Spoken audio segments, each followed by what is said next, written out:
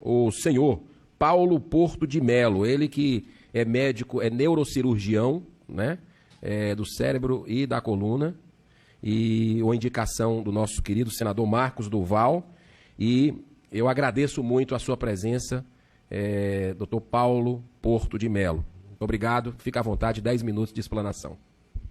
Bom dia, senadores, ilustres senadores, deputado, ilustres colegas. Eu vou ser o mais breve possível. Agradeço imensamente a vocês que se perguntam o que o neurocirurgião está fazendo falando de Covid, porque eu fiz uma pós-graduação em Harvard, onde um dos módulos foi justamente sobre o manejo de situações de calamidade pública e pandemias. Dito isso, eu gostaria de deixar muito claro que eu não tenho absolutamente nenhum conflito de interesse. E eu acho essa informação crucial. E gostaria que os colegas que passaram antes, inclusive o presidente da Sociedade Brasileira de Infectologia e o colega infectologista, declarassem também se tem ou não tem conflitos, porque isso daria fim a teorias de conspiração que a gente ouve aqui e ali a respeito de conflitos de interesse com indústrias tipo Gilead, com indústrias tipo a Biotoscana ou com a United Medical, que são responsáveis, dentre outros, pelo medicamento Remdesivir, que foi inclusive citado hoje como alternativa. Lembrando que é um tratamento que custa mais de $2.000. Então, em termos de saúde pública, pensar nisso é um pouco inviável.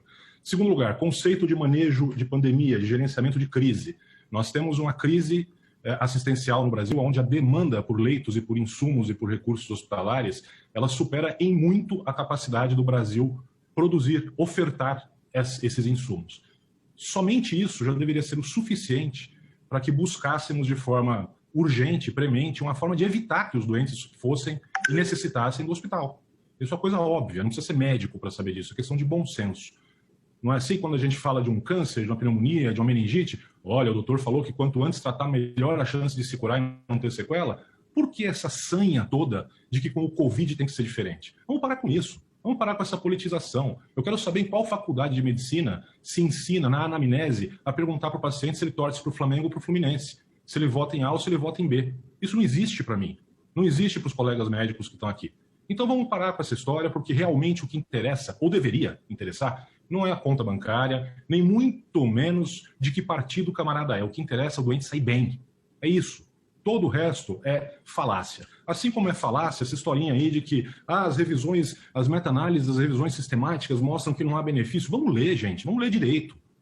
Vamos ler direito os artigos. Não vamos ler igual a gente lê contigo, não, passando o olho.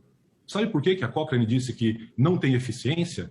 Porque foi mal feito. Porque nós temos artigos considerados pela Cochrane, para sua revisão sistemática, que consideram o tratamento precoce o tratamento que foi instituído no 4º dia de uso. 4º. Aonde isso é precoce? Em Marte? Porque na Terra não é. Não bastasse isso, mistura-se pacientes que foram tratados em ambiente hospitalar com pacientes que foram tratados ambulatorialmente. É simples, isso é falta de critério. Então vamos aprender a ler os artigos cientificamente. A ciência diz que mesmo um resultado negativo, ele é um resultado e ele tem que ser explicitado, para que as pessoas não errem mais em fazer isso. Com relação à fala do Dr. Clóvis, que ele disse que mais da metade dos pacientes dele no hospital, enfim, alguma coisa assim, fizeram uso do tratamento precoce. Primeiro, eu gostaria de ver o tratamento precoce que foi usado. Foi instituído quando? Porque somente dessa semana que passou ele deu os dados. 216 pacientes vistos por mim. Por mim. Os únicos 2 que foram internados tinham mais de 80 anos e chegaram com mais de 10 dias de tratamento. Estou falando dessa semana só, hein? Para não dizerem que é de cepa antiga. Inclusive, estendo aqui o convite ao Dr. Clóvis, se ele quiser vir aqui ver os dados, são dados auditáveis. A gente ensina como faz aqui, não tem problema nenhum. Aí talvez ele não fique angustiado com tantos pacientes internados no hospital dele, porque realmente é uma situação complicadíssima. Assim como eu acho complicadíssimo você chegar para um paciente e falar, olha, o senhor está saturando 90%, mas vai para casa tomando dipirona. Não foi isso que eu aprendi na faculdade de medicina. O que eu aprendi na faculdade de medicina foi curar quando possível, consolar sempre e aliviar sempre.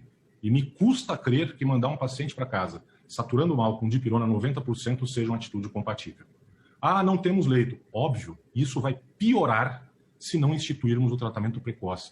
Não se trata de um tratamento indiscriminado. Se trata do médico avaliar o paciente. Ah, o indivíduo ficou doente. Pô, o senhor mora com quem? Ah, mora com a avó, mora com a mãe, mora com mais outras pessoas. Vamos fazer a profilaxia, seja pré-exposição ou pós-exposição dessas pessoas. Porque o risco de contágio delas é um risco aumentado. Ah, é o Dr. Paulo que está falando isso? Não, é a experiência. Vamos ver a experiência de Porto Feliz, cidadezinha aqui no interior de São Paulo, que tem a mortalidade dos pacientes com Covid mais baixa do país, 0,13%. Vamos ver o que aconteceu na cidade de Cascavel recentemente. Estado até do nosso ilustre presidente da SBI, 1.500 pacientes atendidos.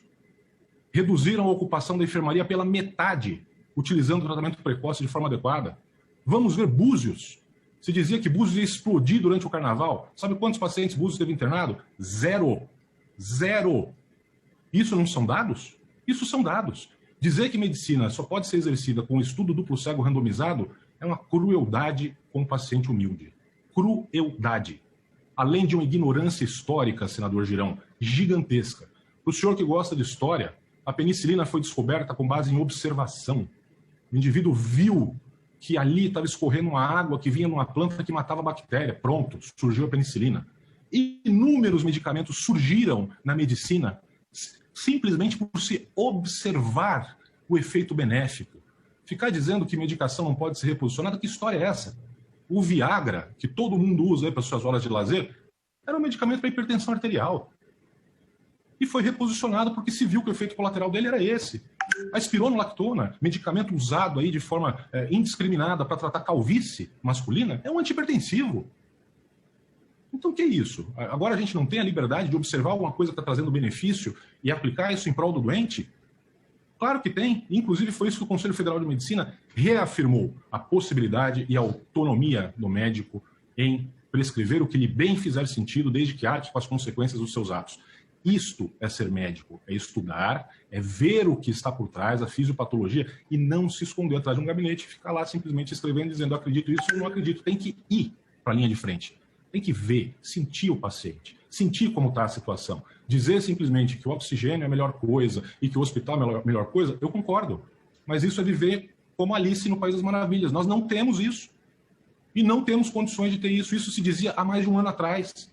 Aí se montaram hospitais de campanha, se gastou uma fortuna, se compraram respiradores, e onde é que nós estamos hoje? No mesmo ponto. Exatamente no mesmo ponto. Então, veja, exigir esse tipo de coisa numa situação de guerra, como o senhor bem classificou, é simplesmente fechar os olhos para o problema, né? Fico muito espantado quando se exige que medicamentos tenham um nível de evidência 1, quando a própria Sociedade de Infectologia aceita e recomenda outras medicações, como, por exemplo, o Tamiflu para gripe, que não tem nível de evidência 1. Então, por que só para o Covid? Então, acho que uma coisa que as pessoas têm que ter na vida se chama coerência. Coerência. E coloco aqui uma coisa bem rasteira, digamos assim, né? Suponhamos que todos estejamos num avião e que essa aeronave começa a cair. Aí os senhores ilustradores olham para o fundo e veem uma caixa ali, ó, paraquedas. Atenção, não foi credenciado e testado pelo Inmetro. O senhor prefere pegar o paraquedas e tentar se salvar ou vai falar, bom, não foi testado pelo Inmetro, então não tem um estudo duplo cego, randomizado, controlado, então não vou pegar o paraquedas, eu vou cair com o avião. Isso não tem cabimento, isso desafia o bom senso. Alguém vai fazer um estudo duplo cego, randomizado, controlado, para saber se usar o paraquedas ou não, ajuda o cara a chegar vivo lá embaixo? Não. Por quê? Porque isso se trata de observação, pura e simples observação. Isso se trata de lógica, isso é uma coisa evidente. E outra coisa, porque nenhuma agência regulatória autoriza o uso disso. Sabe por quê, ilustres senadores? Porque não é papel das agências. Não é papel da Anvisa dizer o que o médico vai prescrever ou não é. O papel da Anvisa é avaliar a eficácia e segurança e liberar para uso. Esse 15 segundos. Ok? Dizer que ninguém mais no mundo está usando e não sei o que também não é argumento válido. Porque há um tempo atrás existia gente que falava, olha, a Terra é plana.